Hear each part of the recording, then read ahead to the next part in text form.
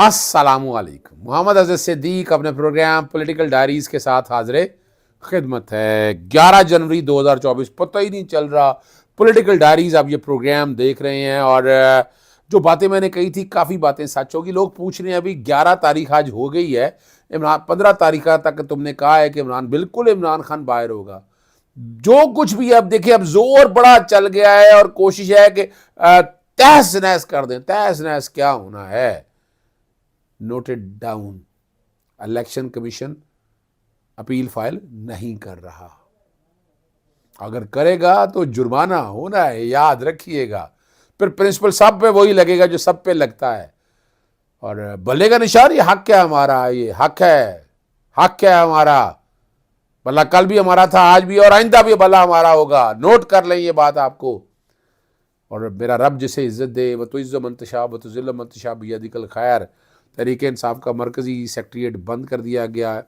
9 मई के 12 मुकदमा में बाज़ाब्ता गिरफ्तार करके, आपको पता है, वो रिमांड ले लिया गया हुआ है। और सुप्रीम कोर्ट सिविलियन का फ़ौजी अदालतों में ट्रायल कदम कर तफसीली फैसला मैं आपके साथ डिस्कस कर चुका हूँ। PTI के 3 रहनुमाओं के कागजात नामजदगी के खिलाफ दायर दरख्वास्त से मुस्तरद। अब सिंध हाई कोर्ट की बात हो रही है और आज जैसे मैंने कहा है, आज अपील दायर हो रही है इमरान खान साहब के हल्का 122 और 89 दोनों में इंशाल्लाह इमरान खान साहब इलेक्शन लड़ेंगे। चलते हैं तफसीलात की तरफ। मरकज़ी सेक्रेटरीट जो है ना वो बंद कर दिया है और PTI सेक्रेटरीट का कहना है कि 2 हफ्ते के लिए बंद किया गया है। गुज़श्ता पार्टी वर्कर रहनुमा ने सेक्रेटरीट पर टिकटों की तकसीम पर एहतजाज किया था। इस पर चेयरमैन गौहर ने कहा था अभी तो उम्मीदवारों की लिस्ट फाइनल हुई, अभी तो एतराज़ दुरुस्त नहीं है। और ये यानी और कुछ बातें बहुत सी इस तरह की आ रही हैं, अजीबो गरीब सी बातें हो रही हैं, कुछ सिफारिशों की बातें हैं। लेकिन मैं आपको बताता चलूँ, इमरान खान साहब मेरिट पे टिकटें देंगे और ये इस तरह का जो भी इम्प्रेशन है, ये गलत इम्प्रेशन है। इसको डिस्पेल करना बहुत ज़रूरी है ताकि आम आदमी समझ सके। और अडियाला जेल में तो तफ्तीश के दरमियान इमरान खान से दर्जन भर तफ्तीशी अफसरान ने 2.5 घंटे तवील पूछगिछ की। और जो मेरे तक इतला है कि वो कोई चीज़ सामने नहीं थी, कोई एविडेंस सामने नहीं थी। वो मुख्तलिफ बता रहे हैं, आपकी ऑडियो कोई जूम पे मीटिंग, पता नहीं इस तरह की बातें सारी। वो भाई है ही कुछ नहीं है यहाँ क्या है। इमरान खान तो गिरफ़्तार था और वो आपको पता है 9 मई वाले वाक़े में इमरान खान साहब को गिरफ़्तार करके रखा हुआ था और नैब ने कोई जो है ना नाकाबिल ज़मानत वारंट जारी नहीं किए थे, मगर इमरान खान ने ये सारी बात वो भुगती हुई है। 9 में अडियाला जेल में ये सारी तफ्तीश हुई है और मुख्तलिफ सवालात उठाने हैं। कई सवालों के मुफस्सल जवाब दिए गए। दूसरा मरहला जो है वो आज सुबह दोबारा होगा। GIT तफ्तीश जो है ना इस दारे दहशतगर्दी अदालत में पेश करेगी। अब रिमांड 2 दिन से ज़्यादा मैं नहीं समझता हो सकेगा और रिमांड का सारा जुडिशल का प्रोसेस हो जाएगा और आगे ज़मानत जो है दायर हो सकेगी। और इमरान खान साहब की इन सारे केसों में ज़मानत पक्की है और देयर इज़ एवरी पॉसिबिलिटी अगर मेरिट पे जाएंगे तो इमरान खान साहब का इन मुकदमा से नाम भी खारिज हो सकता है। और असूली तौर पर तो इमरान खान का इन केसेस से कोई ताल्लुक़ नहीं है।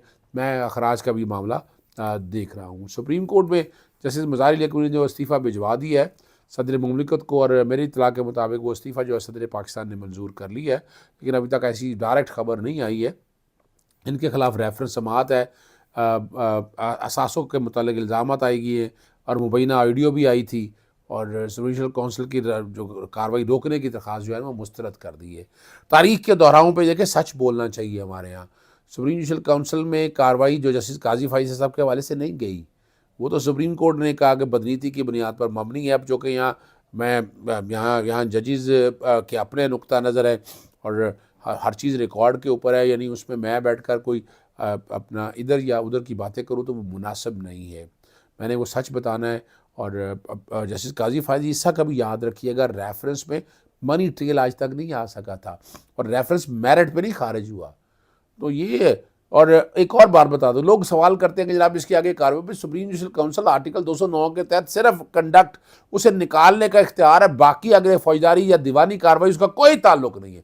आर्टिकल 209 बैकग्राउंड पे मैं चला रहा हूँ इसीलिए ताकि आप बड़ी मुख्तलिफ चैनल पर मुझसे बड़े सवाल हुए, मैंने बड़ा वजाहत के साथ बता दिया। अगर ये रवायत डालनी है, इसमें आपको मैं अपना ख़त बैकग्राउंड पे आज चला रहा हूँ। मैं टीम को कहता हूँ जो मैंने नैब में लिखा था उस वक्त, अगर जजेस के बारे में अगर काम करना है तो वो सुप्रीम जुडिशल काउंसिल अपना नैब कर सकती है और FIA कर सकती है। तो ये रवायत अगर डालनी है तो ये रवायत पढ़नी चाहिए ना, उसका नतीजा बहुत बेहतर नज़र आएगा आपके सामने।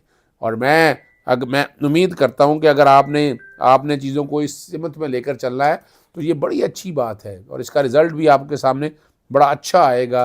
और उम्मीद की जा सकती है कि इससे शायद पाकिस्तानी तारीख जो है वो बेहतरी की तरफ चली जाएगी। बाकी मैं कुछ चीज़ें जो आपके सामने अब आर्मी दफात के कॉन्टेक्स्ट में जो बड़ी डिटेल में तफसीली फ़ैसला अपना आया है, उस फैसले में बहुत सी बातें कही गई, मैं ज़िक्र कर चुका हूँ, मैं बार बार दोहराना नहीं चाहता। और उम्मीद है कि आम कोर्टों के अंदर ये मामला जाएगा और आइन और कानून के मुताबिक इसका फ़ैसला होगा। आगे चलते हैं, आपको लेकर जो बाकी मामलात मुख्तलिफ़ जगहों पे चल रहे हैं ना जी। अपील दस्तखत इमरान खान साहब से हो गए थे अपीलों के, मैं पहले भी जिक्र कर दिया, 122 के भी और 89 के भी। और दोनों अपीलें जो है ना, इनके ख़िलाफ़ अब हाई कोर्ट में रेमेडी है। याद रखिएगा कि इलेक्शन एक्ट के तहत कोई रेमेडी नहीं है। कई ऐसी जो है ना आइनी दरखास्तें को 25 के करीब गालबन आज कल समाअत हुई है और इतने के करीब ही काफ़ी सारी दरखास्तें जो है ना कल लगी हुई है। एक मैंने भी दायर की हुई है और बड़ा ज़्यादा लंबा इशू नहीं है, बड़ा सिंपल सा इशू है।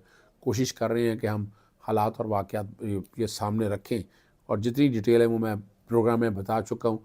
आज मैं उम्मीद रखता हूँ कि इमरान खान साहब ये इलेक्शन लड़ने के लिए अहल हो जाएंगे।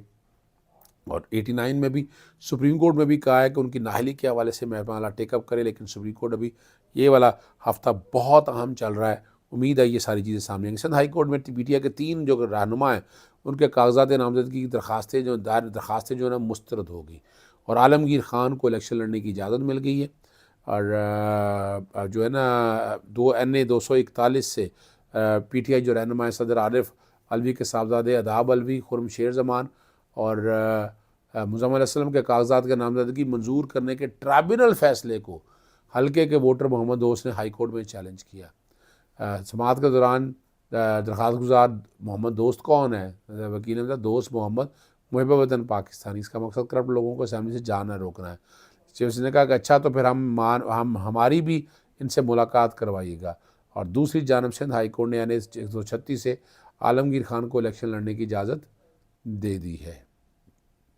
ये वो सारे मामला था जो मैंने आपके सामने रखे हैं। अब आखिर में आपके सामने मैं पोजीशन रख दूं, वो समझ आइएगा कि अब आगे है क्या। एक तो इमरान खान साहब की नाअहली के हवाले से जो बात मैंने आपको बताई है कि इमरान खान साहब का नाअहली वाला मामला सुप्रीम कोर्ट में भी और लार्जर बेंच पे डिसाइड करेगा। और बाकी बल्ले जीत चुके हैं हम, बल्ला अब आपके पास है, बल्ला आपका हक है, बल्ला आपसे कोई नहीं ले सकता, बल्ला आपसे कोई नहीं ले सकता, याद रखिएगा। और अगर इलेक्शन कमीशन जाएगी तो इलेक्शन कमीशन को फिर इसमें भारी जुर्माना तो असूली तौर पर बनता है। बाकी साइफर में ज़मानत हो चुकी है, तोशा खाना में अब तो तोशा खाना और 190 मिलियन पाउंड में ज़मानतें खारिज कर दी हैं नैब अदालत ने, उसमें हाई कोर्ट में बेल के बहुत चांसेस हैं। और अब ये टाइम एक ऐसा आ गया जो लेवल प्लेइंग फील्ड के ब्रॉडर पर्सपेक्ट में आपने देखना है, जो आपने समझना है कि ये टाइम एक ऐसा आ गया है कि अब मुख्तलिफ कोर्टों की हेयरिंग जो है ना, इसकी एडजर्नमेंट्स होनी चाहिए 8 फरवरी के बाद। देखिए एक जो बात मैं बड़ा वाजे कह रहा हूँ कि साफ शफाफ इलेक्शन, आर्टिकल 218(3) जो है इलेक्शन कमीशन साफ शफाफ इलेक्शन कराने हैं।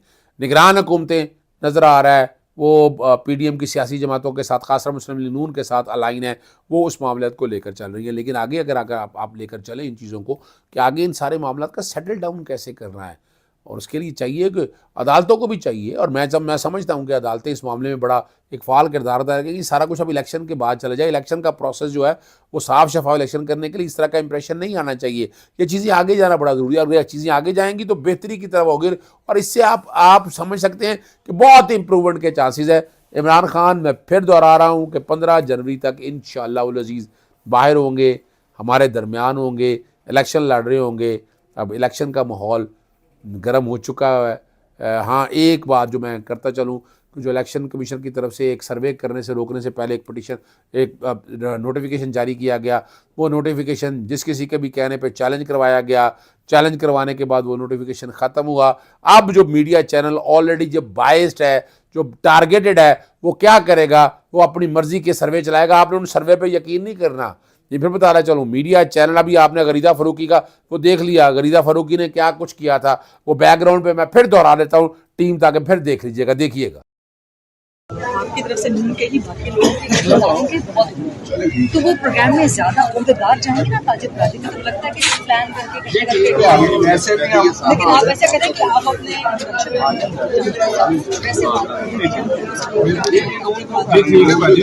करनी है तो काम मोटरवे बनाई, सड़कें बनाई, पुल बनाए, महंगाई उस दौर में चले जाए आम मुआशी दौर में कि पेट्रोल जो था वो 65-64 रुपये था, और जब 2.5-3 साल किसी और ने हुकूमत की नाम नहीं लगा तो आप देख लें पेट्रोल कहाँ गया, गरीब आदमी किसके रह गया। मैं कहता हूँ कि नवाज शरीफ आएगा, गरीब आदमी को रिलीफ मिलेगा। 16 महीने तक नून नहीं ना, तो महंगाई की ताजिद राजी परेशान। जी, आपने वो सारा कुछ देख लिया। इजाज़त चाहता हूँ। अस्सलाम वालेकुम, अल्लाह हाफ़िज़, पाकिस्तान जिंदाबाद।